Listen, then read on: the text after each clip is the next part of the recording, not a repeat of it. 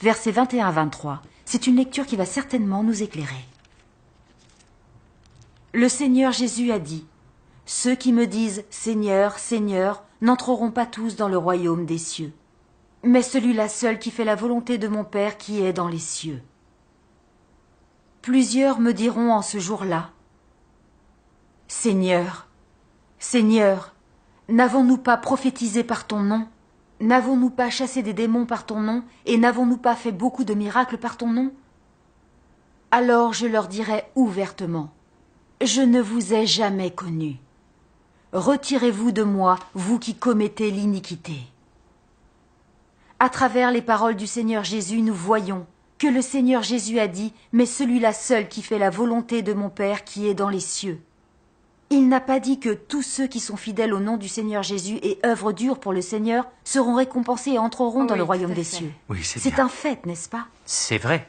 Le Seigneur n'a pas dit que les gens pouvaient se contenter de travailler dur pour entrer dans son royaume. Pour moi, ce sont nos façons de voir et notre imagination qui sont à revoir.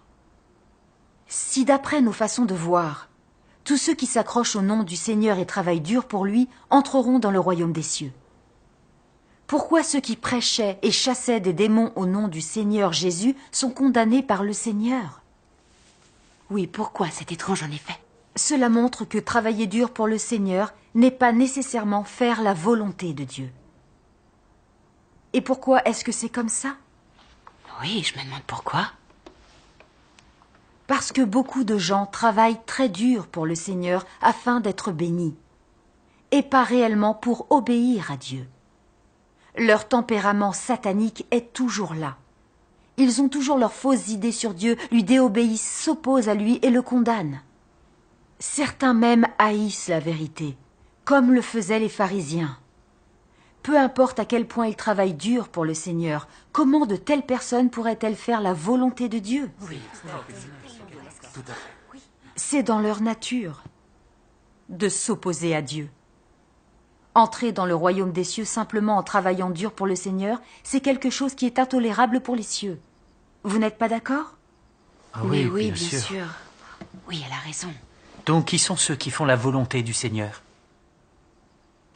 Ceux qui accomplissent la volonté de Dieu sont ceux qui lui obéissent vraiment. L'obéissance à notre Seigneur se manifeste en glorifiant Dieu, en le révérant et en se soumettant à son œuvre, en pratiquant et en faisant l'expérience de la parole de Dieu, en apprenant à le connaître et en ayant un véritable amour pour lui, en étant capable de témoigner pour lui. On montre son obéissance à Dieu, ne lui résistant jamais et en ne le trahissant jamais en aucune circonstance.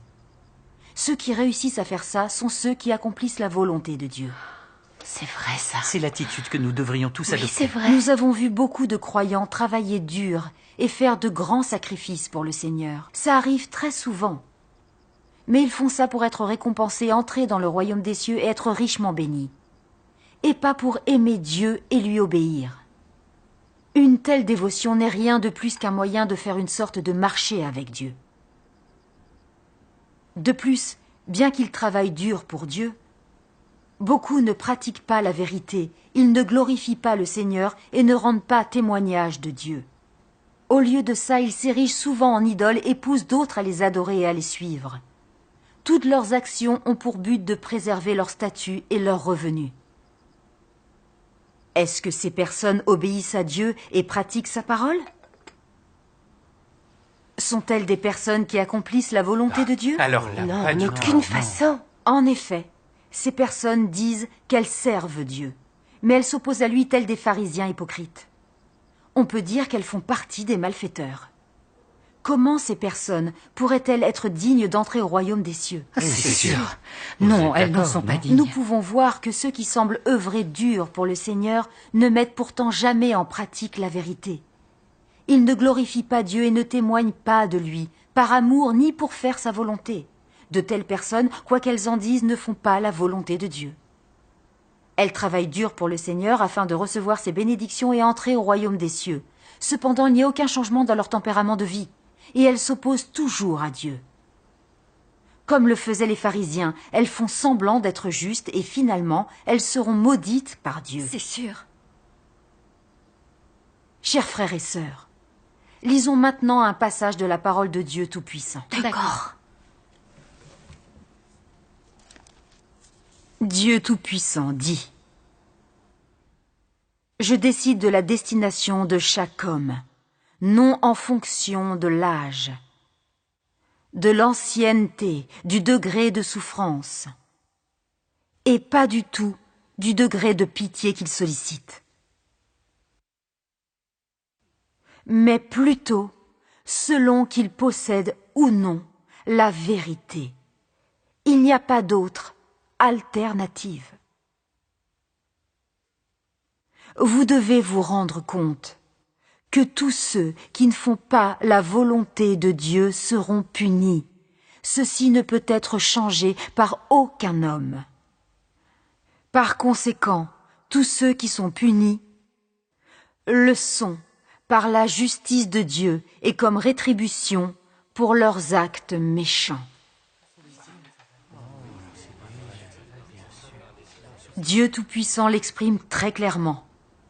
Entrer ou non au royaume des cieux ne dépendra pas du travail accompli ou de l'ampleur des souffrances endurées. C'est logique. Il s'agira de savoir si nous mettons en pratique la parole de Dieu, si nous respectons ou pas ses commandements, et si nous accomplissons ou pas sa volonté.